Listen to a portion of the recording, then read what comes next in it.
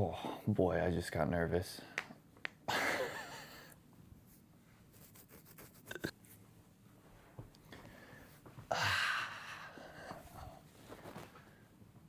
Look, I don't know about you guys, but I spend a lot of time on YouTube, and the channels and content creators that I've always really come to love were channels that I found when they were small or smaller, and when they are really personable, they share a journey of growth, and you get to experience failure and see that person in a real light, not some sort of perfect content creator limelight. And so that's what I'm trying to do here, share my journey with the internet for no reason other than I've found out that this is something I'm passionate about and wanted to give it a try. So with that being said, I'm Kyle.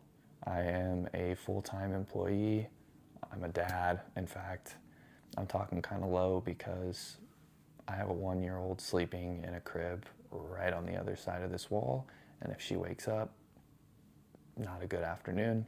I'm just here to share a new love and enthusiasm for tech that I have found this last year. I grew up in a house where the computer was never really used, and in fact, my earliest memory of using a computer was actually getting caught by my mom looking up the Google search history and finding out that I had been looking at pictures of San Diego Charger cheerleaders. So my tech experience is basically zero.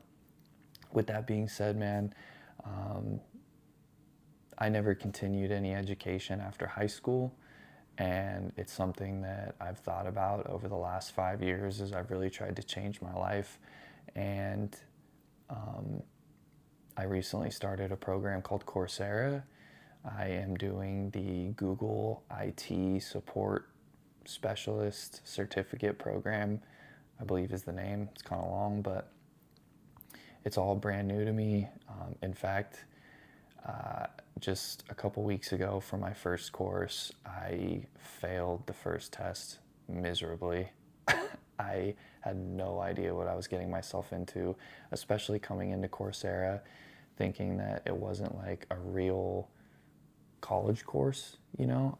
I kind of took it for granted and I thought it was going to be really easy. And like 2 days in, I get hit with learning how to count binary, which I didn't even know what binary was 20 minutes before that. And I plowed through the videos and I failed the first exam. Thankfully, you get a couple attempts on it.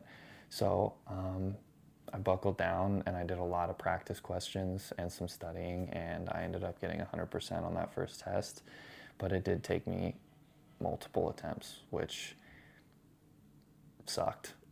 It really opened my eyes that it had been a long time since I got into education, and it's just a cool part of this journey that I'm on. And I feel like I wish that a month ago when I was getting into this that I was able to find something online that really was somebody on this end of the tech journey.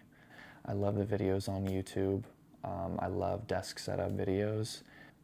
I have really started flirting with the idea of building a computer, and obviously I've found this passion that I'm exploring for IT, and that's why I'm taking these Coursera Google courses. Along with all of that, as you can see behind me, I do have a decent little desk setup. This has become something that I have so much fun doing.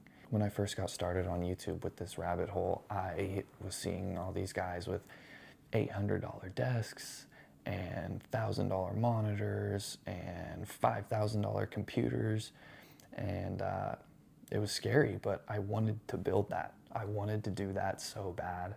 And so a couple months ago, I was playing my PlayStation on a little $20 Amazon desk that was black and white. It felt like a hospital, very sterile vibe to it. And what I found with a little bit of research and a little bit of creativity, that I could build a desk setup that fit the vibe, this cozy feel that I enjoy, and do it on a budget. Now, when I say budget, this isn't like the cheapest stuff you're ever gonna find. There's a little bit of money in this desk behind me, but I will gladly go through everything in the coming videos and tell you what the price of everything was, what I've done with it so far. But all I know is that I didn't need to go spend $4,000 or $5,000 to build a desk setup that I really, really loved. And when I say I'm proud of it for the budget that I built it for, when I got rid of the old desk and ordered this one, I actually I ordered everything to show up from Amazon on the 2 days that I have off when my fiance is working, so that while she was at work and the baby was sleeping, I could completely set this desk setup up. You know how it is if you're married or in a long-term relationship. Sometimes these things go off at that age, sometimes they don't. But I was really proud because my fiance came home and she was like, you had to have spent so much money on this. And when I was able to tell her the price of kind of everything and where we were at, she was like, oh, like, that's shocking that it looks this nice. For her to see this and be like, oh my God, like, it looks great. I was like, my heart was warmed. And one of the things that I, for some reason, love so much about it is the cable management, and I'm very proud of it.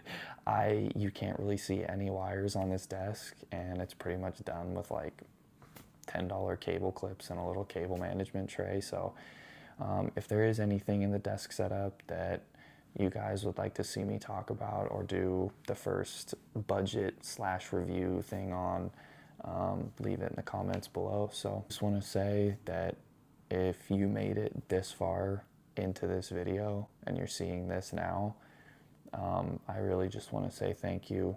Hopefully you leave a like, subscribe, leave a comment. I am going to be posting videos every couple weeks with my best effort.